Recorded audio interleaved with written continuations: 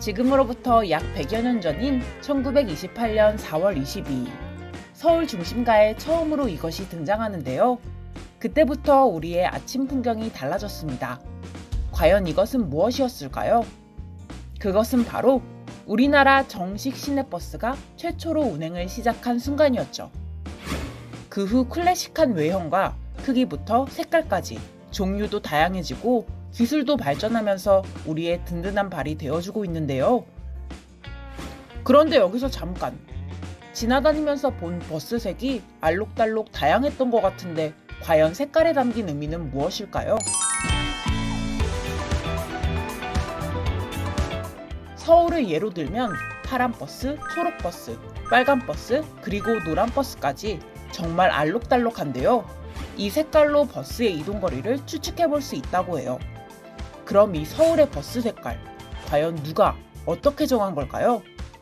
저희가 일반 시민 공모 해가지고 결정을 한 거고, 그 다음에 버스 디자인 색상 같은 경우는 간선이 이제 파란 색깔인데 서울의 하늘과 한강을 상징하고요. 그 다음에 순환버스의 노란색은 서울의 역동적이고 친근한 이미지에서 비롯된 색깔이고, 그 다음에 지선버스의 초록색은 서울의 산과 자연의 푸르름을 상징하고, 그 다음에 광역버스의 빨간색은 서울 시민의 열정을 상징하며 그 광역버스의 빠른 속도감을 나타내는 색깔입니다. 버스의 명칭을 시민들이 정했다고 하니 더 의미 있게 느껴지는데요. 그럼 이 버스들은 어디서 어디로 이동하는 걸까요? 우선 파란색 버스는 간선버스로 시 외곽에서 도심과 부도심을 연결하는 노선, 초록 버스는 지선버스로 지하철과 연계하는 노선, 빨간 버스는 수도권과 도심을 잇는 광역버스, 마지막으로 노란 버스는 도심을 순환하는 순환버스라고 합니다. 이렇게 버스 색깔만으로 이동거리를 알 수 있었다면 노선 번호로는 출발지와 종착지를 알 수 있다고 하는데요.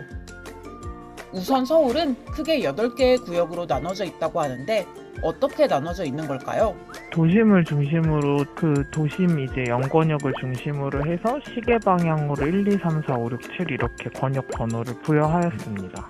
참고로 0을 포함한 8개로 구분하여 서울의 권역 번호를 기본으로 했을 때 간선버스는 3자리로 구성되고 첫 번째는 출발지, 두 번째는 도착지, 세 번째는 순서대로 부여되는 1년 번호를 의미한다고 합니다.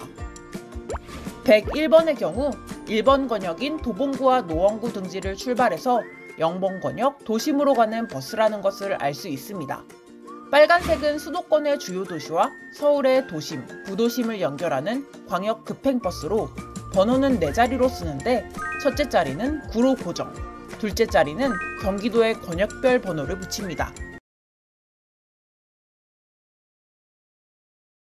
참고로 경기도의 경우에는 북쪽인 의정부, 양주, 포천을 1번으로 시작해 시계 방향으로 번호가 부여되고 있습니다.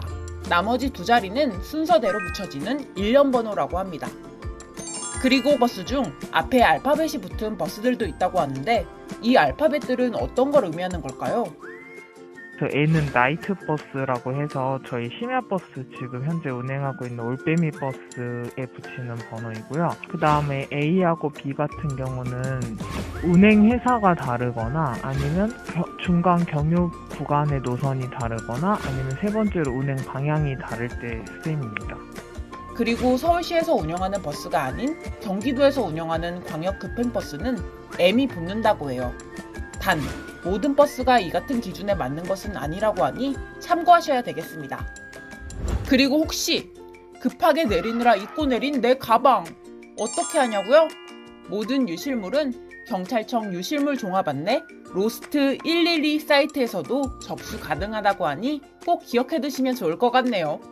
버스 번호나 정류장, 내린 시간과 같은 정보가 있다면 더 빨리 찾을 수 있으니 당황하지 말고 체크! 아셨죠?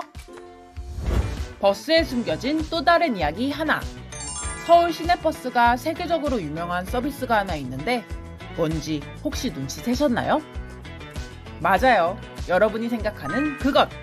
바로 무료 공공 와이파이. 서울 어디를 가나 버스 안에서도 무료 데이터가 가능하다는 사실. 외국인들이 한국에 와서 놀라는 것 중에 하나라고 하니 K교통. 멋있죠? 대중교통 이용으로 데이터비만 아낀다? 아니죠. 알뜰해지는 것이 하나 더 있습니다. 사실 대중교통 이용에 가장 불편한 것 중 하나가 정류장까지의 이동이 아닐까 싶은데요. 이런 불편함을 감수하고 대중교통을 이용하는 시민들을 위해 국토교통부에서는 2018년부터 알뜰교통카드 마일리지 지원 사업을 추진했습니다. 알뜰교통카드란 대중교통 이용 시 걷거나 자전거로 이동한 거리만큼 마일리지를 적립해주는 카드인데요. 한 달 최대 30%의 교통비를 알뜰하게 절감해준다고 하니 기특하죠? 현재 전국 대부분 지역에서 시행 중이고 기존의 실물카드 발급뿐만 아니라 모바일 발급도 가능해졌다고 합니다. 그래서 신청은 어디서 하냐고요? 먼저 알뜰교통카드 홈페이지에서 교통카드를 신청합니다. 그리고 핸드폰 어플을 다운받아서 회원가입을 하면 완료! 1회 이동 시마다 250원에서 최대 450원까지 적립되고 미세먼지 저감 조치 발령 시에는 마일리지가 2배로 적립된다고 해요. 자세한 이용 방법은 알뜰교통카드 홈페이지에서 확인하실 수 있습니다. 이미 이걸 사용하고 있는 이용자들은 만족도가 90%를 넘어간다고 하니 꼭 챙겨야 하는 혜택이겠죠? 또 충남과 수도권 간 환승 할인이 가능해지면서 마일리지 적립으로 교통비를 최대 47%까지 아낄 수 있다고 하니 이 정도면 쩐테크 아니고 꿀테크인데요. 부천 시민들도 주목!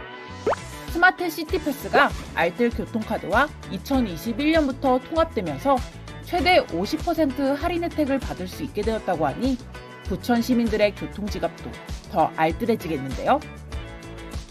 이렇게 알뜰교통카드를 사용하면 지갑도, 건강도, 게다가 환경도 챙기게 되는 거 인정?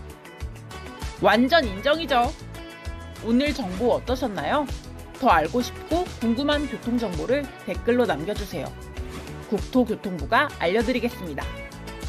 구독과 좋아요도 부탁드려요.